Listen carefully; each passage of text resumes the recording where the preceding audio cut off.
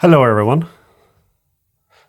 So I got a viewer question, and as I mentioned here before, I really like answering viewer questions in videos because it gives me the possibility to go a little bit more in depth when it comes to the answer.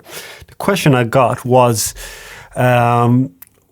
which camera would I prefer of the X-Pro3 and the Fujifilm GFX50R when it comes to stills only?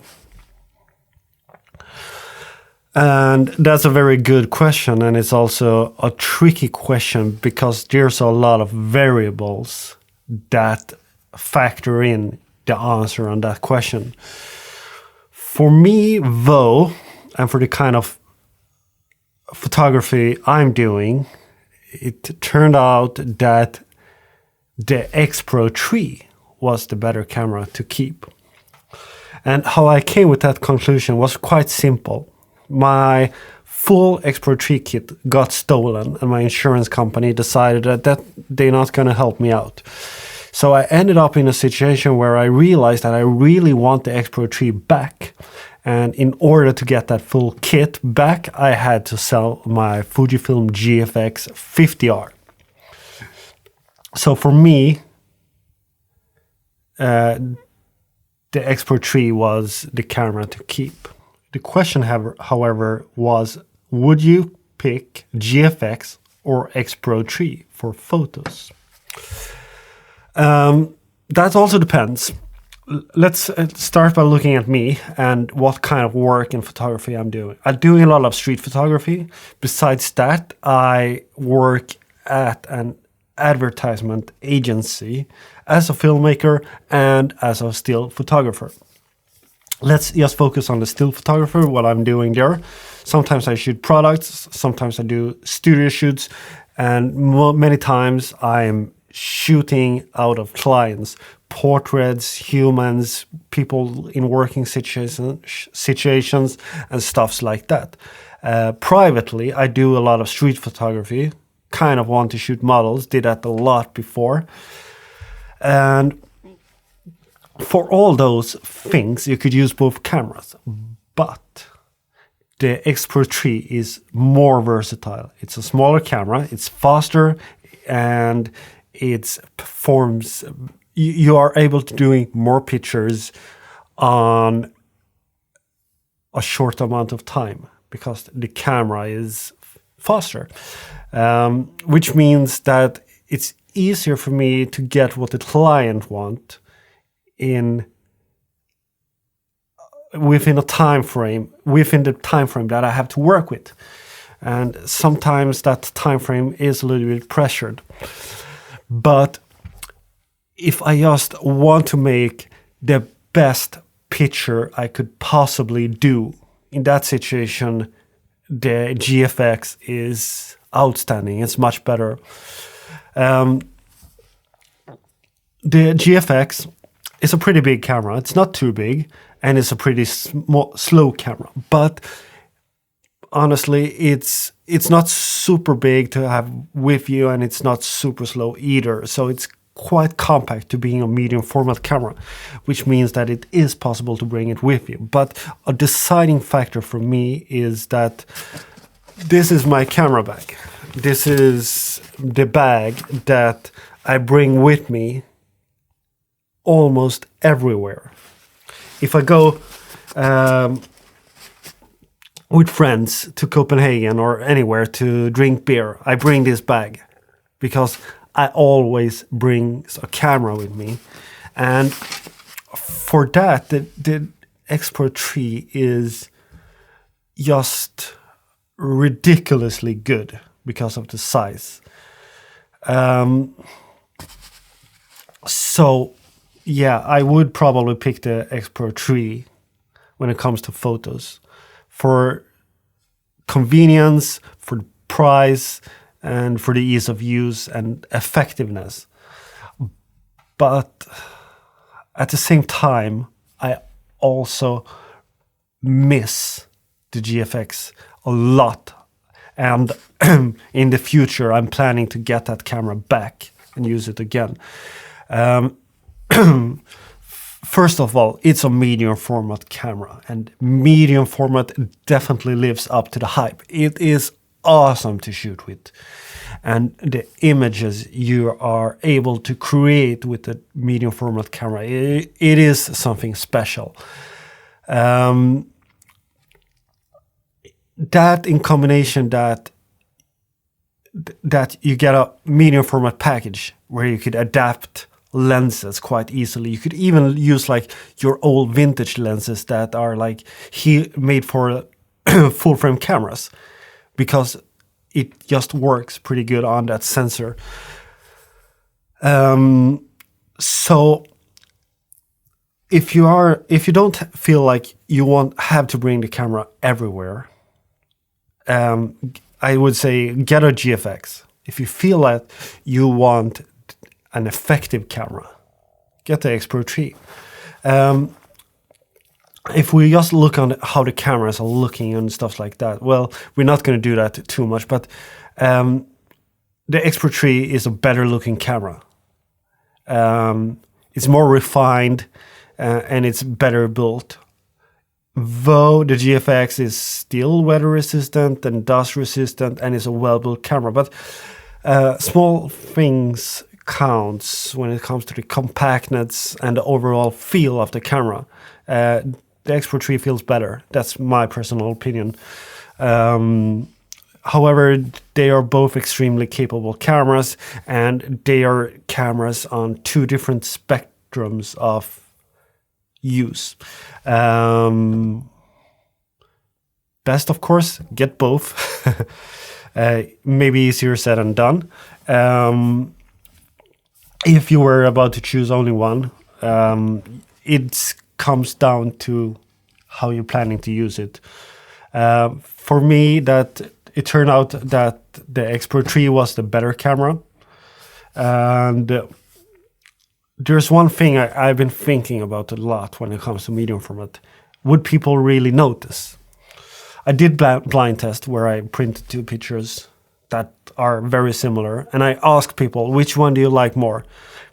People that I work with and people around me. Most people tends to say that they prefer the picture of the medium format. So it's a very subtle thing. However, I can honestly not think that my clients would appreciate my work more if I used a GFX than they do when I shoot with the X-Pro3. And the reason for that is simply because, first of all, it's the same brand. What triggers my feelings with the X-Pro3 is the color science and the overall feel and the brand. And those feelings are also triggered on the GFX. I could, however, say that since I started to shoot more with a Fujifilm camera than previously with the Canon camera, I imagine myself that my clients could tell a difference.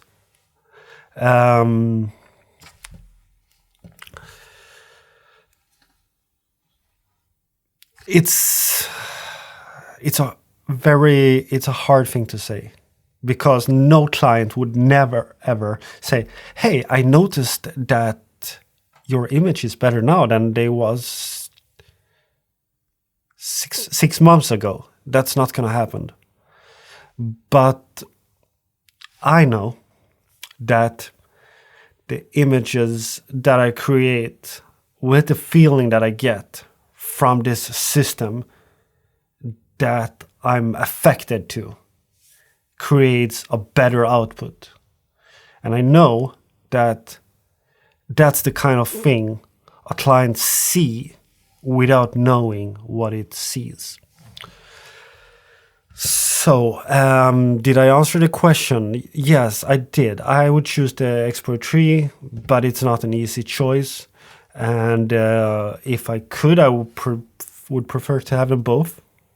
if I have the possibility to only work with one and have all the time in the world to doing my images, I think I would take the GFX, because the output from the GFX is technically much better. It has a different tone to it. It has a different depth. It has a different look. It has the medium format look. And I think, at least for me, I bought the GFX because I wanted to shoot with a medium format camera. I've done it in the past, and I hyped it up, and I wanted to see, did medium format live up to the hype? Is it as good as I imagined it to be? And the answer on that is yes, it is. It is really, really good. So I think if you ever get a chance to shoot with a medium format camera, just take it, do it. And the nice thing with the GFX, as I mentioned before, you could buy adapters just as any mirrorless camera. You could put on all your full frame lenses, and instead of getting a crop as you would get on an aps-c, you get like a reverse crop. They get wider than they are, and you get that blurriness and the bokeh of 80mm, but you have the field of view of almost like a 50mm. So that's what creates the magic with the medium format. You are having a wider picture, or you're having a wider field of view, but the focal length is higher. So you get a higher focal length and you get a wider field of view. And that gives that certain feel. It removes, for example, like a 50mm turns into a 35. So you got like the bokeh, and you also got the compression, but you get the wideness. And all those things place together and creates something that is difficult and sometimes very subtle to really point at and saying, this is the thing that makes the difference. I'm going to hold it there. I definitely think, as you probably see, I think both cameras are amazing. One is more versatile. The other one is a medium format camera. And it's really, really hard to tell which one would be the better one. I went for the ease of use and the convenience with the X-Pro3. I hope I brought some clarity to your question. And if you are planning to get either one of them, I don't think anyone is going to feel like it's the wrong camera. In one way, I would say, if you haven't tried medium format, go for it, try it, it's fun. There's gonna be more viewer questions on this channel. If you want your question featured on the channel, just send me a message or just leave a comments below, and I'm not gonna say I will answer them, but if there is a question that I feel like this could be a good topic, I will make a video about it. Of course, I'm gonna try to answering all questions in the comments. However, thanks for watching, and if you like this kind of content, consider subscribing, give the video a thumbs up, and thanks for watching.